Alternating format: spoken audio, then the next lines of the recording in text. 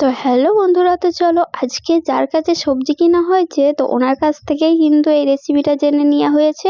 তো উনিই বলেছে যে এইভাবে রান্না করলে নাকি অনেক অনেক টেস্টি হয়, তো সেই জন্য তো চলো তোমাদেরকেও একটু দেখাই কিভাবে রান্না করতে হবে। তো সবার প্রথমে তেল আর দিয়ে দিয়েছে পেঁয়াজ, ভালো করে ভাজা হয়ে গেলে দিয়ে দিয়েছে টমেটো আর ধনেপাতা কুচি।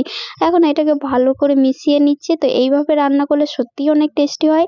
তো আমরাও খাওয়ার পর দেখলাম যে হ্যাঁ অনেকই টেস্টি হয়েছিল। তো এইভাবে একবার হলেও তোমরা রান্না করে দেখবে, তোমাদেরও ভালো লাগবে।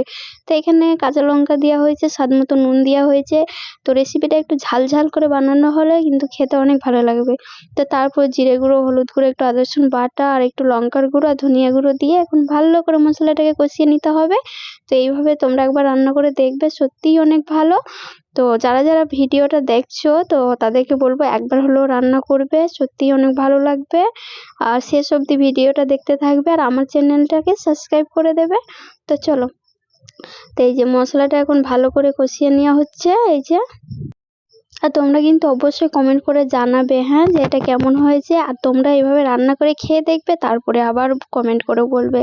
তো এই যে এইখানে আগে থেকে পেঁয়াজ কলিগুলো কিন্তু ভালো করে ভেজে রেখে দেওয়া হয়েছিল, তো সেটাকে এখন দিয়ে অল্প একটু পানি দিয়ে এখন ভালো করে মিশিয়ে এই যে এখন ঢাকা দিয়ে রেখে কিছুক্ষণ ভালো করে ফুটিয়ে নেবো।